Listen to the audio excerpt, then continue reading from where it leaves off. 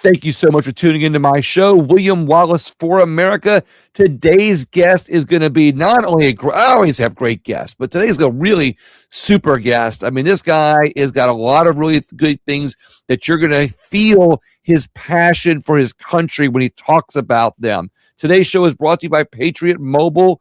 Please consider switching your cell phone service to Patriot Mobile by going to patriotmobile.com/WWFA. Sheriff Mark Lamb, thank you so much for joining me today on the podcast. Appreciate you. Thank you so much for having me on. And you are right. The people over at Patriot Mobile are good patriots. I know the owners. They're great people and providing a good service to patriots. Yeah, exactly. I mean, look, they love this country. Now, I got to tell you, I know how much you love this country. Getting to meet you when I came out to Arizona, we were at a Gun Owners of America event. And you would think that it would be all talk about guns. But when I heard you talk and I met you, your love of this country really came through on a personal level. And that's why I wanted to bring you on the show today, because I think when people hear that, they're going to want to share this show with other people that want to know more about you. I love it. Well, look, I got a passion for this country. I want to serve it on whatever level I can to preserve freedom, to fight for God, family, freedom, and the Constitution. It's what I always say. I'm an unapologetic defender of those things. And, I think that if I'm not willing to do it, my wife, the other day I was getting ready to speak and she had a good quote. She says, if now, when, and if not you, who? And really that is, kind of the mantra we live by is, if not now, then when are we going to do what we're talking about? Right. In this case is preserving freedom. And if not you, then who? And it's just not in my nature to stand there and wait for somebody else to go do the dirty work of having to protect this country. And oftentimes when we abdicate our decisions to giving that power or that decision to somebody else to make, and they jump in and they do the wrong things, and you're always looking in hindsight going, I wish I would have done more. So let's go backwards for a second. I want to get a little bit of your history of public service. You're obviously a retired sheriff. And if we could talk about that for a minute, how long were you a sheriff? So I was a sheriff for 8 years, was a couple decades in law enforcement. And the last 8 years where I was blessed to serve as the sheriff, elected twice to serve in Pinal County, which is between Phoenix and Tucson.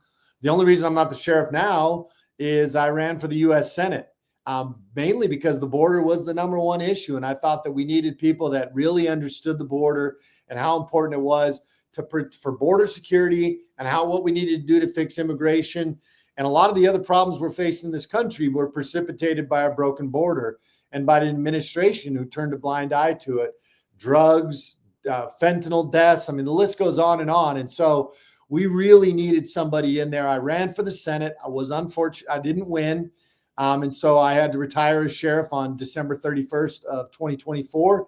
And so I've been in the private sector and thought I was going to ride off into the sunset like a good old Western, but the Lord had other plans. Well, I like the fact that the Lord is being recognized here as delivering those plans to you. And I think what he probably did was he probably took a torch and lit your passion on fire, right? Well, he took a torch, that's for sure. When God wants to bless you, when he needs you for another level, I've always said new levels bring on new devils. And also when he wants you for something, he doesn't just give you the reward. That's not how God works. He doesn't give you the crown first. He gives you the crushing. And you make sure that you are tempered steel, that you're ready for the next level, that you're ready to take on the pressure that will come with whatever position you're trying to get to. And, I think our government and our country is we've got a lot of things that need to be fixed. And I think it's going to take a lot of pressure. And we need people that are been proven to be tempered and pressure treated for just a time such as this. This time you don't have to really run on border security, although I'm sure that's going to be a part of your campaign is continuing to protect the border that has been secured now in this term. But I want to go back again a little bit more. When you ran for Senate and when you were sheriff before, was it really that noticeable? I mean, of course you're in a border state. How bad was the immigration problem? I mean, did you see this on a daily basis and fentanyl deaths and everything? William, look, And by the way, William Wallace is a great name, by the way. Thank you. I just don't have But my face painted blue today or my kilt yeah, on, but you can't see the look, kilt anyway if I had it on. it was a complete and utter disaster. You know, in society, we've pushed away from family values. We've pushed away from God. We've told the Mhm. kids you don't need to get married anymore. We're pushing this abortion in this country and calling it, women's health care. What we've done is we've really started to stifle the growth of America and Americans.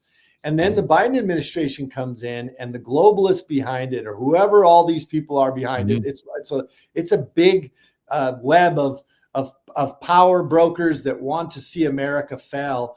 And they have gone through for the last 4 years. Under the Biden administration, they went through a replacement, process where Right, they were replacing Americans with people from Africa, mostly, almost all of these folks coming from Africa, Middle East, South right. America, Central America, China. They were almost all military age men. We had a lot of unaccompanied minors. That was a complete and utter You saw this disaster. firsthand, so people who see this in the news, they think, "Oh, that's just right-wing rhetoric, narratives, right wing. That's just the conservatives saying that." But you can attest to that. You actually saw what we heard in the news. I got a call just to give you an example of kind of what we were dealing with. And this was not an anomaly. It was Thanksgiving, I think, of 2023. And I got a call from the Border Patrol folks, and they said, "Hey, is your helicopter available today?" It was in the morning of Thanksgiving. And I said, "It can be." She goes, "Could you put it on standby?" She goes, "Out on the reservation, we have between 800 and 1,000 African males in the desert that only have two Border Patrol agents were dealing with them. Two. And there was 800 to 1,000 African males, military age men. And she goes, and we have another 800 to 1,000 on their way here." And she said, "I just need to know that somebody can come if things get really bad for these guys." But this was not an anomaly. This was something that was happening every day in Arizona and in Texas. I would say that the conservative number under the Biden administration for people that came into this country illegally, and many of these people don't love America, and many of them come from third world. And if you can't not bring third world in and expect that you're not going to become the third world yourself. Right. But this is what they brought into this country. And it was every day. I think that conservative number is over 15 million people that came in under the Biden administration. You had Unbelievable. 140,000 unaccompanied minors coming in every year. Many of those, the government admitted they lost those kids. You've had fentanyl deaths became the leading cause of death in America amongst the ages of 18 to 45, Mm. more than any terrorist or anybody from any Right. other country that our government tries to fearmonger us about. The reality was it was the actual cartels and the Chinese that were killing more people, and they were doing it without firing a single bullet or dropping a single bomb. And they were more successful killing Americans than anybody has ever been. I hate hearing that type of information, but I love hearing you tell the story. And I'm going to tie in your passion here in a little while to some questions on that are going to pertain to Congress on a national level. But what I'm hearing in your voice is not only that passion. I've repeated that a couple of times, but it just makes you angry. It makes me angry to hear about it.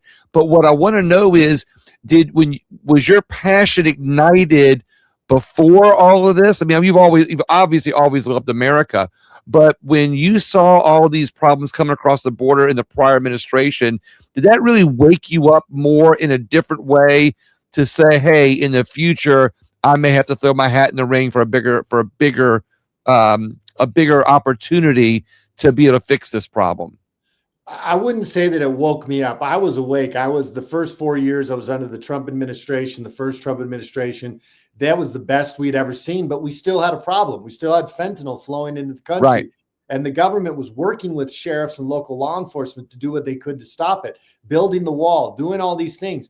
Well, that came screeching to a halt when the Biden administration came in, and it was a complete and utter disaster on too many levels to mention on this show in the time that we have.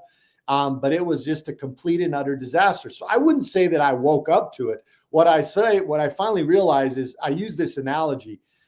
I could be the best sheepdog in the herd. You know, Right. I can only for so long keep the wolves from the herd. Eventually, they will multiply and replenish if nobody goes and hunts them. And what I realized was these issues couldn't be dealt with at the county level. I could fight against it and I could speak against it and be passionate and try to wake other people up because I was awake. I was trying to wake other people up for the last 4 years and the whole time I was sheriff. But really, what I needed was I needed to go hunt these folks on the level that I could, and which is why I wanted to run for Senate. I think Congress and Senate all too often vote on issues that they know nothing about. Most congressional members, some have, but the majority of them haven't, especially the Democrats and Right. senators have never stepped foot at the border, don't really truly know on the immigration side and on the Right. border security side what we're dealing with, and yet they're voting every day because they don't really care. They don't. These folks have proven time and time again that the Americans is not their first priority. What's interesting is there's not that many border states, or southern border states anyway. So I'm hearing what you're saying, and I can't agree more. That most of these people in Congress don't even have to face the border issues because they are hundreds, if not thousands, of miles away from the border where most of the problems are. Now, obviously, the common sense tells me that when you get to Congress, which I'm going to ask you the district, by the way, and next too, that when you get to Congress, the border is still going to be something that's on your mind to protect. But let's talk about immigration for a second. Our immigration system has not had any type of major overhauls in 50 years or so. We've had different amendments that kind of get tacked on, and we have this like Band-Aid system, if you will, where it goes, where there's some policies in the immigration system, some policies that go through border security issues. And then there's, of course, our immigration law rules and laws that kind of get, of course, Band-Aided. I kind of think it's probably time to overhaul the whole system and really fix it so that way future politicians can't manipulate it to fit their agenda or their narratives. Is that something that's on your radar, is to do something to fix the immigration system? Well, William, not only is it on my radar, when I go speak to people, border is still a top issue in not just Arizona, but in a lot of states. They still recognize that we're working under executive orders right now. Right. We're not working under long-term fixes for this. President Trump came in and made an immediate impact, but it's working under executive orders. And what we need now is to codify into law the good executive orders that we've seen put in place. Because if not, if we end up, heaven forbid, with another Biden or a Kamala Harris or a Newsom or any one of them, they'll do this. They'll do what they did under Biden, but worse. And they'll use executive orders to undo everything. And so we need now that they control Congress and the House, even though it feels like the Democrats are controlling it these days. Right. Yeah, no, right. Even though we theoretically control it, and with the president, we have the opportunity to actually pass common sense law.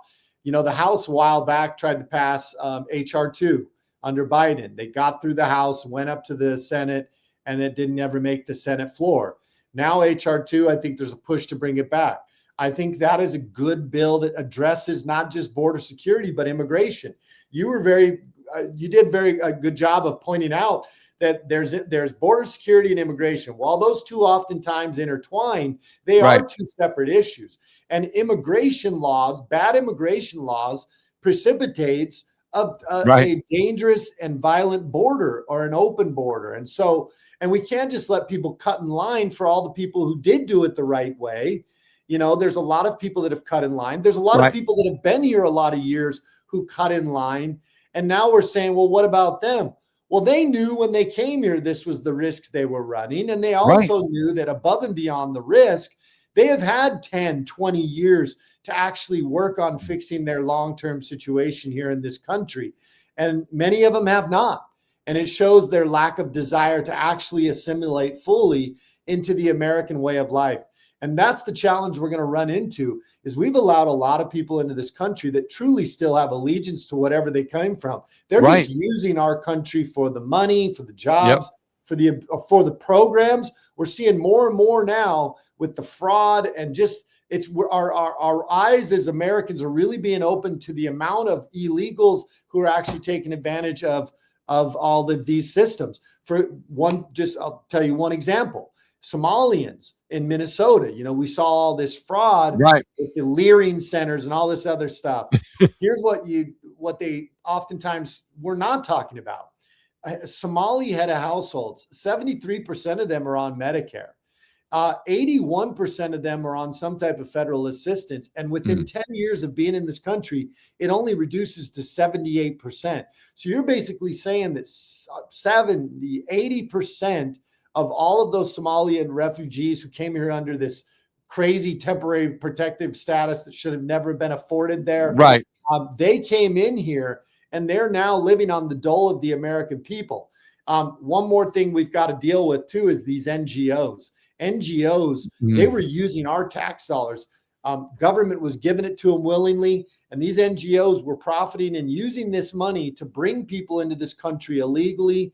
And same with the UN. Like, there should be some consequences. Right. And until we start holding people accountable for what they did to America, we're never going to fix it. And so when I go to Congress, above and beyond trying to pass some good common sense border security and immigration policies, we also need to bring these NGOs in and hold them accountable for the money that they received and how they used it to undo the American people.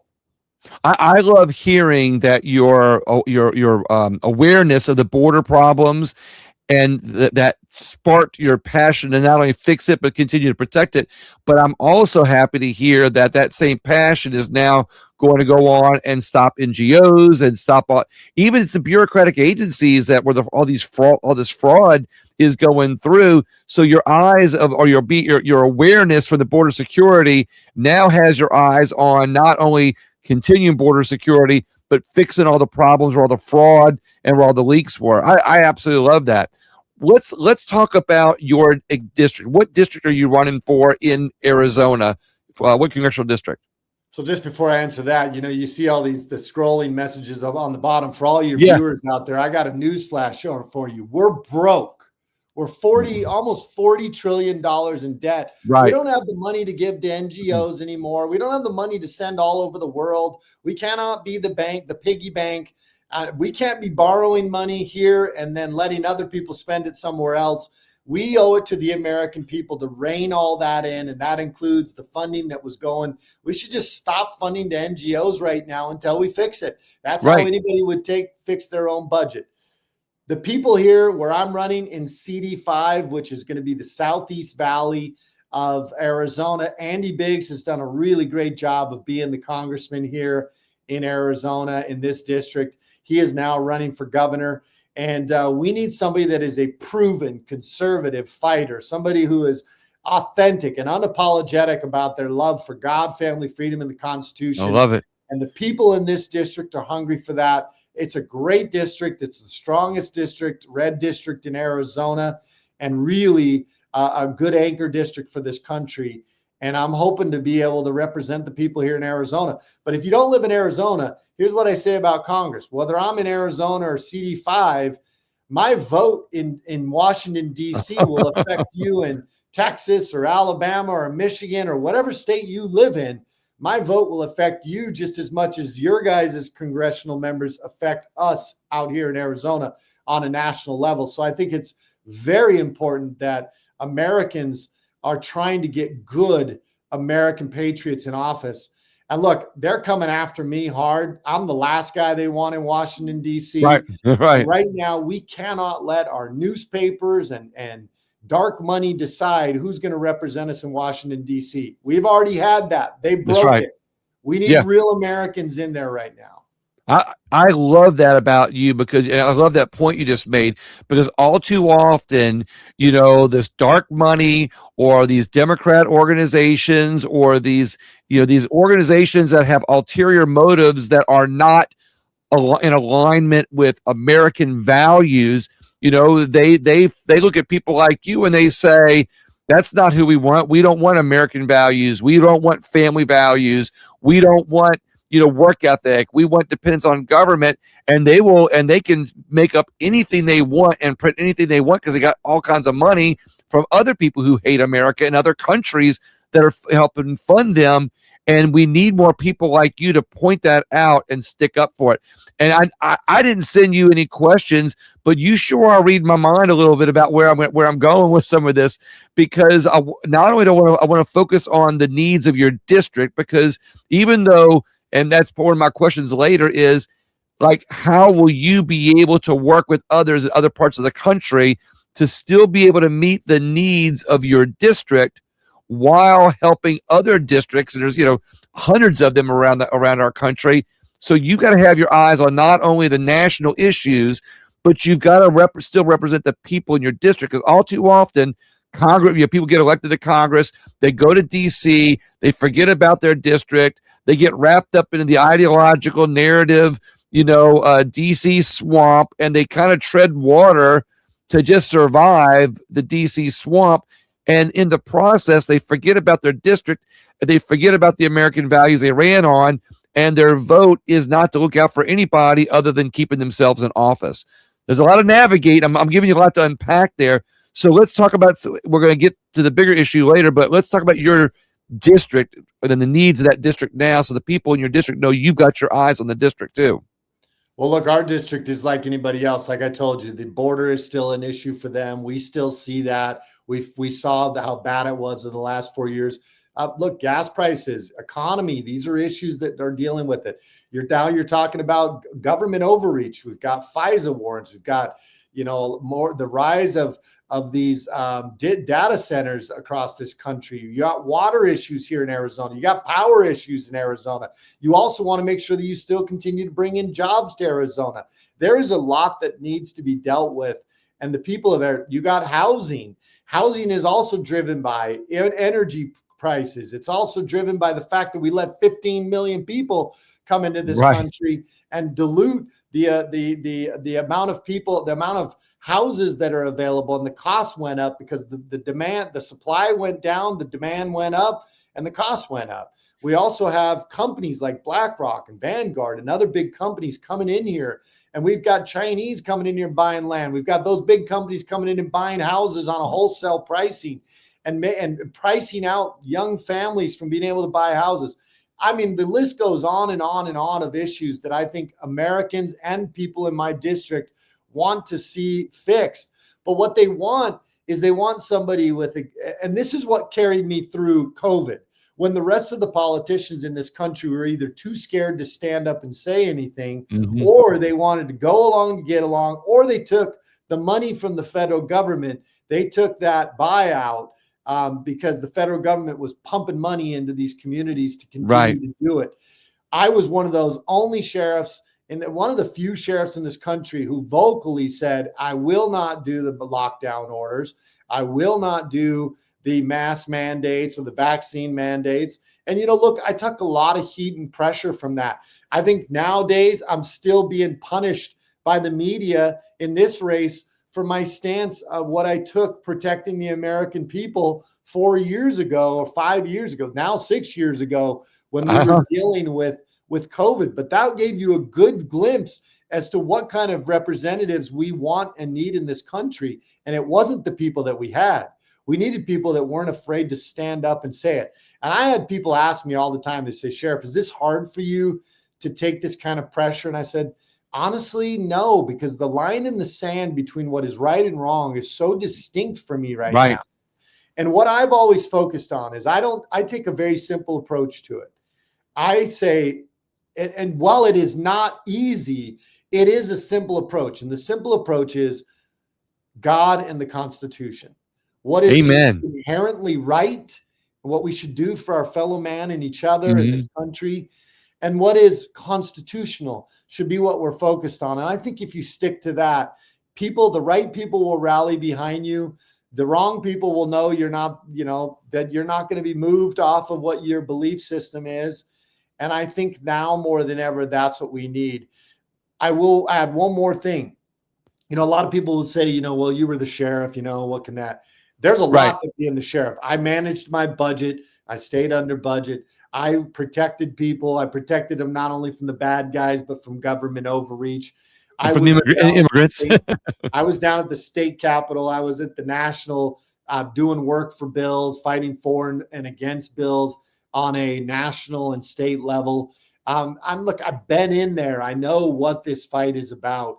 But what I always tell people is, look, if your house is on fire, or if there's Mhm. thieves in your house, or if somebody's assaulting you, I Right. mean, are you calling a politician? Nope. No, you're going to call your sheriff. Yeah. Why? Because we're trained and experienced in Mhm. restoring balance and order to chaos. That's what we do. And it doesn't necessarily mean that you don't know. You got to get in there and figure out, tell me your side, tell me your side. And here's what's right. And here's what the Constitution says. And then you work from there. But you never you never waver from what is right, what the law says, what the Right. Constitution says. And I think that's what we've got to get back to in this country. And so I hope to be able to be a motivating force for those who would like to stand up for the people. I'm not doing this for a job. If I'm out there and fighting for the people, and in the end, 2 years from now, they decide they don't want me, then it is what it is, Yeah. But let's not let other people decide who's going to go serve us in Washington, D.C., and who will best continue down the same path we're on versus who will fight to get this country back to what it should be. I love hearing that you put the Constitution first when it came to the COVID lockdowns. I loved hearing that you are a sheriff who stood to your oath in office, which is to the Constitution. So many other sheriffs and so many other politicians around the country folded and did not stick up for our rights, which are guaranteed, are protected in our Constitution.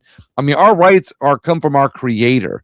I mean, that's where our rights are from. And a lot of time, elected officials would rather do the easy thing, the cushy thing to keep their job, which is just go with the law and go on to get along. You actually did the hard thing. The hard thing today is saying the Constitution is my guide. And of course, from what I've heard and what your other answers, the Bible is also. And I love hearing that. It's what's going on in Virginia right now. They had those crazy gun laws that they're trying to enforce out there. And there's a lot of sheriffs out there that are saying, we're not enforcing it. It's unconstitutional. And it took a few of those sheriffs to stand up. And now they're going to find out just how unconstitutional it is. I don't know if you've been keeping up with that or not. And the problem is we as the people have let this get this far, where now we're having to stand up because they're literally, trying to take it all from us. Right. They think they know how to live your life better than you do. And the Mm-hmm. founding fathers didn't say that. They said, look, God told you how to live your life, and these are Right. the things he wants you to have. And we're going to enshrine and protect those things in a document, and we'll call it the Constitution. And that's really what it was about. And so I think it's a Second Amendment violation. And frankly, I think it's a 10th Amendment violation, because the 10th Amendment says anything not enumerated in the Constitution becomes a state right. But the Right. Second Amendment is enumerated in the Yeah. Constitution. And so I think every state law that has passed a law that is anything more restrictive than what the Second Amendment is and what we have as federally, I think is null and void. And I would love to challenge those when I get to Congress. And most of what I want to do is to peel back government. We don't need more laws. We don't. We got Right. plenty of them on the books. We could codify some good border stuff, and a lot of those are already on the books anyway. We just got to just make sure we get it right, and then and tweak them a little bit. But the majority of what government has done is unnecessary, and we need to work on peeling it all back. 52,000 new pages of EPA regulations under the Biden administration, costing the American businessmen and Americans about $1 trillion a year for those regulations. So you now have government basically, like Frederic Bastiat said in the book, The Law, this is legal plunder. Just because you passed a law does not make it plunder. It's still Right. them stealing from you. But what we get is government people go to Washington, D.C., they pass a law that says we can take 35% of your money on top of and then we're going to add on a bunch more taxes like sales tax, death tax, all these other things. Right. I'm sorry, that is not what the and founding they fathers. conveniently take it out for you. You know, they have your employer take it out so you don't even notice it, and then you get some of it back, and you think, oh wow, the government's giving my money back. You know, and the reality is, it used to be that the people had to write that check, you know, to the government a long time ago, and they you know, every paycheck, and they recognize, wait, I have to pay the government back some of this money. They recognize it as a bill, and then of course they wrapped it up into where the employers do that. But I want to comment on two things that you've said. You're making such great points. I got to tell you, you know, I'm really going to urge a lot of people to share this podcast, because you know, we not only need you for Arizona, we need you for America. You know, you talked about, you know, what Bastiat said about it's still plunder. It's no different than what's happening in California right now, where everybody's going, look, it's obvious that they're cheating in the Los Angeles race. But now it's coming out. If you look at the election laws that California has put in place, they basically legalized the stealing of elections through little laws on how they can register voters, and all this. So basically, when you look at it, they created their own cheating system and made it legal through their legislature by simply, you know, getting the votes from other Democrats. It's akin, I'll say, or similar to what's happened in D.C. You know, Congress has abdicated its authority by allowing the creation of so many bureaucratic agencies. And with all these bureaucratic agencies, they create all these rules and laws within them, circumventing and they've circumvented the Constitution to do so. As a congressman, it sounds like when you talk about repealing laws, do you have your eyes on this? Is this something you think you could do as a congressman, maybe get a law passed that said, if you're a bureaucratic agency can create a rule or a law, it has to go through Congress? Do you? 100%. That's why I'm running for Congress, because Congress, when the founding fathers set up the three branches of government in the first three articles of the Constitution, they said that you could argue very easily that the legislative branch was to be the most powerful branch of government. Mhm. But what they've done is, because of politics, and they've just paralyzed it, and more, all of these people, they get there and then they just care so much about not getting reelected, right, that they have abdicated, like you said, that's the perfect word. It's the word I always use. Their responsibilities off on the other two branches. So what do we see? Mm-hmm. We see executive orders from the executive branch, and then we see judges who are just, frankly, probably one of the biggest problems in this country. They are legislating from the bench, and they've in essence become political activists, and they're moving the needle and moving the country and keeping, you know, President Trump or whatever from being able to do what he needs to do, because they're tying him up in court. And this comes from bad judges who, under Article 3, they're supposed to serve on good behavior. Right. But Congress hasn't been holding them accountable for their good behavior. And so these are all things that I think go back to the legislative branch, that need to be fixed at the legislative branch. And I think that's why we need strong Americans in there. If not, we're gonna break at some point. And Chef, you are on it. I mean, you and I are so much alike on this. I have talked so much about how the bureaucratic agencies are stealing our freedoms and liberties, and taxes and fines, and that's the other thing. It's not just the taxes; it's the fines and penalties that these bureaucratic agencies can put on people with the laws that they've created, circumventing Congress. But the other thing that I've talked about all the time is how much of our rights we're losing in the judicial system, because we're finding that in the judicial system, like you said, these rogue judges, or let's just not even call them rogue. They're learning to legislate from the bench, and all it takes is one activist to file a lawsuit with the right judge, and then you get something that's set, precedents that all the other judges after them seem to have to feel like they have to abide by it, and all of our freedoms and liberties are basically getting away from us through all of these little cracks and holes that have been created within our government. Because when most congressmen and most elected officials get to DC, they don't do anything about what's happened, because they're so busy about what's working on, keeping them busy now. What do I've got some fixes for all those things. I want to hear. Let's hear some. I'll love this. First of all, you need term limits. And some people will tell you, oh, Mhm. well, you can't have term limits because then you get these good people in there and they're only can get so much done in 6 years. But Yeah, here's the thing is lobbyists and all these big money people won't put near the money they put in because they can only get a guy for 6 years. right. And so what it does is it keeps that fresh. Even more importantly than term limits for them, though, is term limits for bureaucrats. If you take a Oh, job at wow. above a certain GS level, you should know there's a terminal date on that. And it should be no more than 8 years. It should be probably maybe even a little less. And somebody could once again make the argument, well, they're just getting their feet wet when they get in there, Right. whatever. You know what? I don't want them to get settled in Right. because they're not doing it. The system is broken the Mhm. way it's been working. So we need bureaucrats to actually have term limits above a certain GS level. Once you take that job, you can only do it for so many years before you have to then leave. There's one more thing. In law enforcement, they want to throw this thing called, they want to take qualified immunity. It's something that most of us in law Oh, yeah, enforcement. right. Now, qualified immunity, what it does is we go out and in good faith, we're trying to make split second decisions to protect people, to stop crime, to do all these things.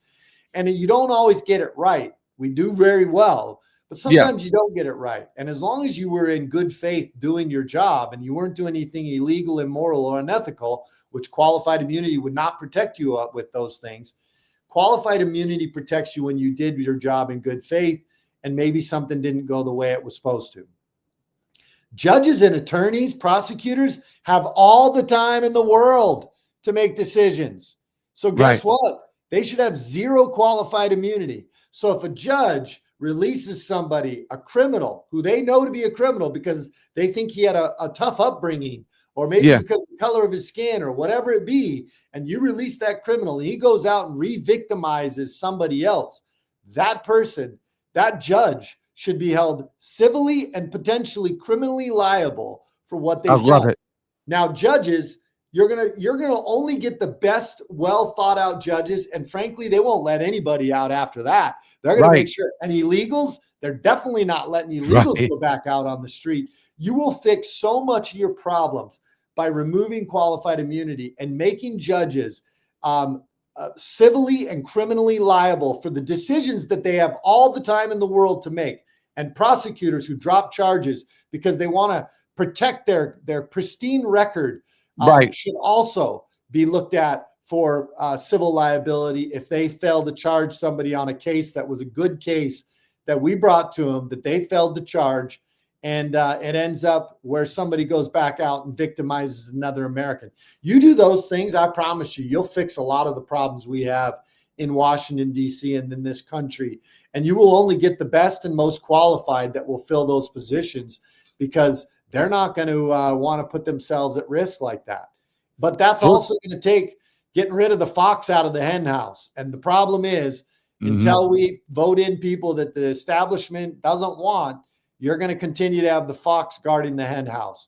We need Look, somebody to go in there and grab that fox by the scruff and kick his rump out of the hen house, and probably do take all the foxes and the wolves right. out of there and get back to protecting the American people. I love your judge idea. I absolutely love that. But if a judge lets out criminals too, look. I'm still on high on that one. I love that idea. I love that idea. It'll fix it. And judges, they've been doing all this legislating from the bench, but here's the thing. Judges, they won't, you might say, well, you'll never get that passed. Actually, it would be the legislative branch who would pass that piece. Right. And judges would all of a sudden have to fall underneath it. And I'll tell you what, you're going to have a lot of judges retiring, and you'll have some That's judges right. that are going to really have to think about before they go and do that job. And you're going to have very well thought out decisions as opposed to just willy-nilly, let me release you because politically this doesn't agree with my political beliefs. And you know what I like about that? It also makes judges look at other programs. There's a lot of reentry programs. There's a lot of other types of programs that judges don't use. They don't use those tools to help reform people that might be able to be reformed, or somebody that committed a misdemeanor that they've let out, or somebody that's committed other multiple crimes. There's other things that they have at their disposal that they don't use, And again, it might make them think a little bit more. Let's switch to the national debt. You brought that up earlier. That's actually one of the things I like to ask my congressional candidates. What would you do about the national debt? What is something that you think? I mean, you're just one vote of of what 400 or 500 people in there. What could you do, or what is your idea that you'd bring to the table? Well, I already said it. You got to stop spending. You can't Right, keep spending. You can't give money to NGOs. You can't send money to Ukraine. You can't send money to Israel. You can't send money to any of these countries. right, We're broke. right. We don't have it. There's an old African proverb that says that, and this is what our government does. Our government, the way they get to where they spend money, which Alexis de Tocqueville warned us, the guy who All wrote right. Democracy in America, wrote that the American Republic will endure until the day Congress realizes it can bribe the people with the people's Mm-hmm. money. And that's what Congress has gotten, where they've bribed the people with the people's money. And so we've got to stop letting them use that money with NGOs and all these other things. We're broke.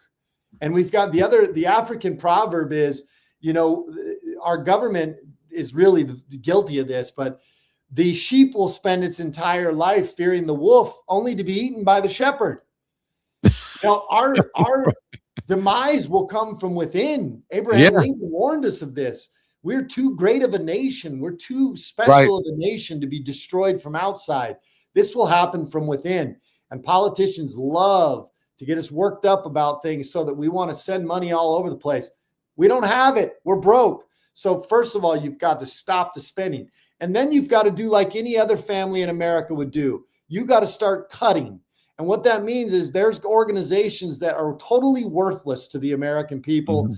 Matter of fact, the majority of the federal government, when it shuts down, we don't even realize that it's shut down Exactly. for the most part. So you could probably really get rid of the majority of government.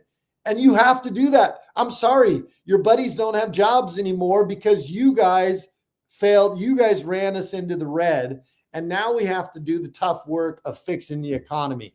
Any other family, any other business, my sheriff's office that I was the sheriff of, any of those things would have required us to work to get into the black and make sacrifices, make cuts. The only people that don't do that are the federal government. And the only way we're going to be able to fix this and fix the national economy is we have to stop spending money where we don't need to spend it. There's one other thing, fraud. Scott Bessent recently, and I think this is probably a conservative figure, says we're about $115 million a day in fraud right now in this country. Yeah. I mean, that is Right. totally unacceptable. And Right. here's the worst part. Americans have no faith that any of those people will be held accountable. Right. Certainly not at the highest levels, who are the ones that allowed the fraud to occur, Exactly. i.e. Tim Walz and Ilhan Omar and Right. Gavin Newsom and so many other people. We can't spend $26 billion in Mhm. California for homelessness only to have it get worse. Right. We can't spend money and continue and think that we're going to fix this problem. You cannot fix the national debt until you stop spending. The other thing we're doing is we're hurting Americans because we're spending Social Security money. People like me and other young people will pay into Social Security and are looking like we may never get it, and we have a contract with the American people that said, you give us your money every month and we'll make sure that you're taken care of. And that the government is at risk of breaking those contracts because they have mismanaged money along the way. Same with Medicare. The fraud has put us behind. The amount of illegals that are using Medicare. I mean, people that don't really need to be on Medicare. I mean, it's just, we have so much work to do. And I'm not sitting here telling you that I'm going to fix it all. But I'm fairly eyes open, which is why they're attacking me so hard, because they don't want somebody like me in Washington, D.C. upsetting the apple cart. And that's the biggest problem, is that it's been generations of politicians that have ushered in this system, whether it's from neglect, whether it's from mismanagement, whether it's from the good old boy system, or they're profiting off of it, or their brother-in-law's profiting off of it. The list goes on and on. But the ones that are in Congress now aren't doing anything to fix it, because the good old boy network that's been set up the way it is benefits way too many people. So the biggest problem you're going to have is you're going to be dealing with, a few people like yourself that are have on the radar that want to do something about it. but you've got these career politicians that are in there that don't want to upset the apple cart. They don't want to rock the boat. They don't want to change anything. You know, their Democrat friend on the other aisle, on the other side of the aisle, voted for one of their bills one time that got some money to the NGO that helps their town or whatever the case may be. There's so many of these little links that go there that need to be undone. We need more people like you, of course.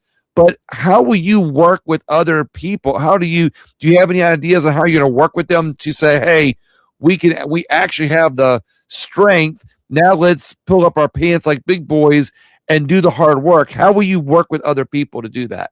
Look, there are plenty of people out there that are trying to do the right thing and stand up for the American people. They need some help. They They need need more people like you. Yeah. And they need, the Senate is a real problem right now. First of all, I think we should abolish the 17th Amendment. I think you should go back to where state legislators decide who the senators will be. Hallelujah. And by the way, this would be a predominantly Republican Senate if you did that. I also am not a fan of the filibuster. Initially I understood it, but just so people understand, the filibuster is not a constitutional thing. It is an antiquated rule and procedure brought about in the early 1800s. And what it was designed for was not a two-party system, but a multi-party system. And what it allowed for them to do, and there are ways to bypass it. But here's the thing. If we don't win the House and the Senate, the very first thing they will do is they will get rid of the filibuster and they will pack the Supreme Court. And you cannot stop it. And we will have wished that we would have taken the opportunity under President Trump to actually get some stuff done by removing the filibuster. Right now, Senate and even the House to a certain extent hide behind the filibuster, knowing that they can use that as an excuse as to why they couldn't get something that most Americans agree on to the tune of 80%, the Save America Act, through. They couldn't get that through because of the filibuster. And they didn't even try to break through the filibuster. They just said, we can't do it. We don't want to rock the boat. We don't want to. So I think that you've got to take Senate. I think Senate should go back to the founding fathers. I think it was wise the way they had it. Politicians wanted to protect their jobs. And so they switched it with the 17th Amendment. And I think it needs to go back to the way it was. And I think that'll be a tremendous help for it. The other thing we need to stop doing is what's up with this parliamentarian? Who's a bureaucrat deciding what can be in a bill and what can't be in a bill. Last time I checked, we didn't elect her for dog catcher. So exactly. Doing anything. I say get rid of that parliamentarian, and that's another thing that they're using as an excuse for why they can't get certain things in. All of these things have become good old boy systems designed to protect the game that they're playing on the American people. Right. And I think Americans are fed up with it. And I'm clearly touching some nerves. I, in my political career, have never been attacked the way I've been attacked now. My family, my wife, my character, my integrity, all of it has been attacked ruthlessly by a media who wants to interject themselves and have election interference by interfering and persuading people. The media that we have now is no longer the press of old. Okay. Right. This is not the press that the founding fathers put in the First Amendment. These media are political activists, and they are trying to protect Democrats and help Democrats defeat Republicans in this country. And Arizona is part of that. And then, even getting some shots from my own party, because I'm vocal about my love of America. And clearly there's people that don't want that. And so I just hope that American people and the people of Arizona see through the BS and the lies, and they see through this movement to try to keep and hold on to this broken system that we've now created through politicians, through decades of bad politicians. We have to break that cycle, and we can only do it with the people that they don't want there. And they know if we have more people like you, you're going to destroy the good old boy system. But the media problem that I want to point out too is that all these NGOs and all these non-government, all these other organizations that have ulterior motives to destroy America, they're all pumping money through these news organizations. They're buying ads and they're letting it be known, hey, we bought $1 million in ads. We bought so these news station outlets know they're being funded through advertising or selling advertising to a lot of these different organizations. So that's the other reason they do it also. Yeah. You Um, know what I think is atrocious? Act Blue. And many other organizations have done this, but just as this most recent example, Act Blue, the attorney for Act Blue, goes up on the stand and they think they're cute by answering and pleading the fifth under the advisement of their attorneys, and they say it smugly over and over again. Well, why don't we start subpoenaing the attorneys to sit right next to him and say, well, there's your attorney right next to you. Make him ask, tell him that you need to have your client answer this question. right. These people have actually taken money. They have actually done the Russia collusion stuff. They've Yeah. taken money. I'm going to give you an example. Okay. I ran for the US Senate and my opponent got in, the Democrat actually got into the race in January. So right after the 2024 election, 2022 election, January of 23, everybody's got election fatigue, donor fatigue, right? He gets in there the first quarter, 3 months, January, February, March. He raised $3.5 million on over 100,000 donors. Now, to the average person, maybe you think that sounds right. First of all, he was a virtually unknown congressman, and Act Blue dumped all that money in. The average donation was $35. And just to put into perspective, when they were going to do the presidential election, presidential debate, none of them could get on the stage unless they had at least 40,000 donors. Well, our Democrat here in the state of Arizona, in the first quarter, right after, on the heels of a very hard election where people spent a lot of money, this guy was able to raise $3.5 million with over 100,000 unique donors. I call BS. And I you know would too. what the Yes. problem is? Nobody's going to hold them accountable. And it was organizations like Act Blue that were dumping money into campaigns, and that money is coming from unverifiable sources. A lot of these people don't even know they were donating money to these candidates. And I think that we're going to find, if you track that money, that it came from other countries, i.e. China, Russia, some of these other countries that have been very, Right. they have a vested interest in making sure America fails. I could not agree with you more.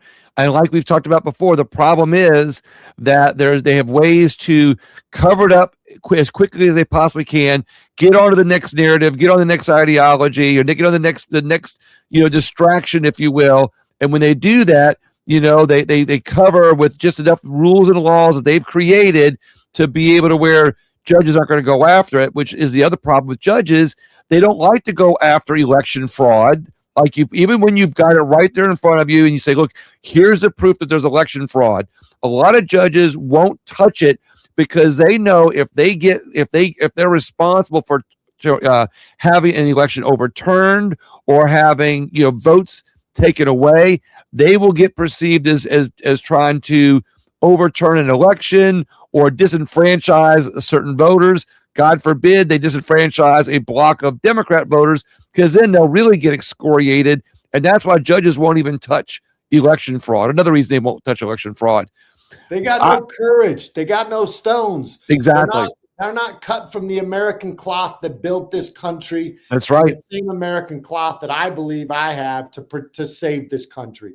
That's why these people only care about their salaries. They care about their votes. They care about being able to go smoke a cigar in the club with all their other muckety muck friends. Yep. That's the problem. And you know what? Americans are done with it. The average American, I think so too, in this country are done with it. The youth feel so disenfranchised. And here's what I need though. Like, I get it. People are angry. They feel like the system is broken, maybe beyond repair, and they don't feel like voting. If I could make one plea to the people that are listening today, is please get out and vote. This is not the election to sit it out. Sitting it out is basically a vote for continued path to socialism. And really the biggest group of people that are oftentimes they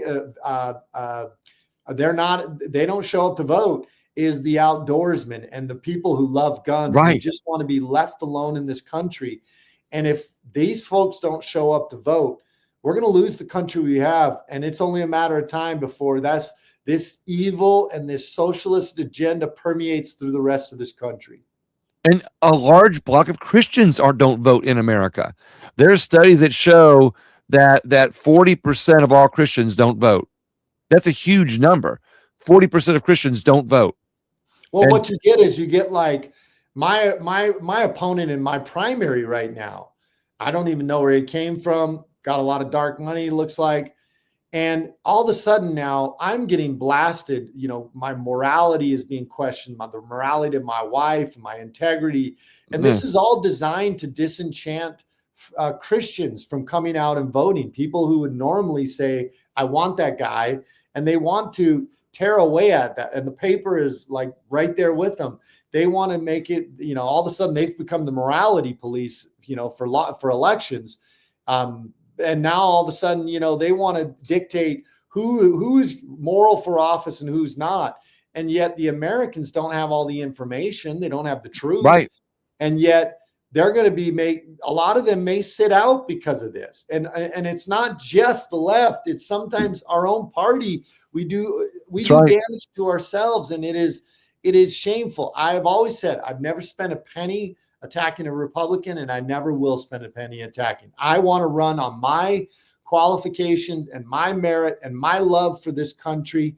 And if that's not enough, then, and people don't want to vote for that, then so be it. But I will either win with honor or I will lose with honor. But I do not want to, I will never forsake my honor to run for a position in government.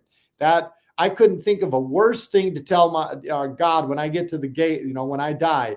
Oh, well, I was running for office. So I thought it would be okay to do that. No, I won't do it. I will die on this hill with honor, or I will be successful. I love it. I have one more quick statement about voting, and then I have one last question for you, and we'll close out the show with that. Or I'll let you have another statement about people can find you on your congressional site. But one of the biggest problems with Americans not voting today is, you know, even on major elections, we might get 50 or 60% of people voting.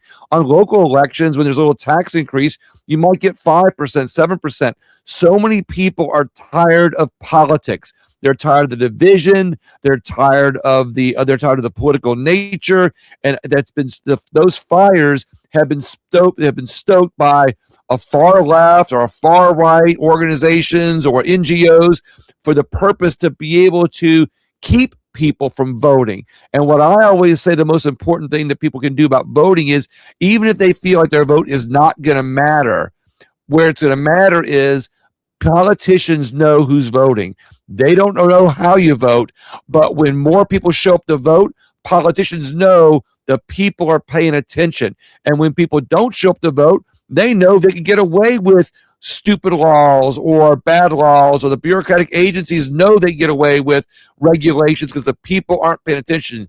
So I tell people, vote to let politicians know that you're paying attention, even if you don't think your vote's going to matter.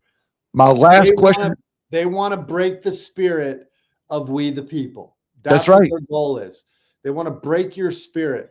I saw something yesterday that really hit home with me. It says, you know, if multiple people are trying to destroy you, first of all, it tells you that none of them had the power to face you alone, you know, and these folks, they're all just like a pack of wolves attacking us as people, because they understand as long as we're divided, we won't be able to protect this country. It is we the people, and we all got to come together, whether we agree politically or not. We have to understand that if we don't stand up together, and part of that is voting, we're going to be in big trouble. So at the exit door to my podcast, I have a question that everybody has to answer to get out. Where do you think we are losing freedom the most in America? Washington, D.C. Good point. Washington, D.C. is where we're losing freedom. And not only that, on the state capitals, legislatures, and it's maybe not every state, but California, Chicago, Illinois, New York, more and more, these freedoms are being lost at the capitals of our Right. states and of our country. So where are we losing freedom? We're losing it in the capitals of each one of our states and in Washington, D.C. Wow. I couldn't have said that better. That's the most unique answer I've had on my show in a long time, and I'm honored to get it from you. Well, I Sheriff Mark appreciate it. Lamb, you're amazing. How can people find your site? How can people find you? I may have you email that to me too to put it in comments. But on this podcast, how can people find you to be able to support you? Look, I need support. I need prayers. We could certainly use some contributions as well. It doesn't matter. You can live in any state. The max contribution is $3,500 for you, $3,500 for your spouse, and you can do that twice. So you can do up to $14,000. But please go to marklamb.us. Marklamb.us. I need your help. We gotta fight again. This is a battle of good and evil, and we're at the precipice of this battle, and we need people now that are willing to stand up for goodness and stand up for freedom. And so I would love your support. If you want to come support me, marklamb.us. And today you might say, I had a good friend from California one day. He told me, Sheriff, it doesn't do any good to have an FU fastball if you never throw it. And so I throw fastballs. And I think Washington D.C. not only needs somebody that throws fastballs, but we need more cowboy hats and belt buckles, people with common sense that will restore the American values that built this country. I love it. Sheriff, you're amazing. Hang on one second while I ask the listeners to please share this podcast. Not only with somebody who's in Arizona, but share it with somebody that may have lost hope in our system, somebody that's looking for what we need more of in Congress, because I think we need more people like Sheriff Mark Lamb running for Congress and getting in there. And it's up to you to share the show. Let's work together. Let's find ways to save this country, preserve it for our children, preserve our Constitution. And we need to find more candidates just like this one that's going to do just that. Thank you so much for listening. And the next episode will be coming up soon. Thank you very much.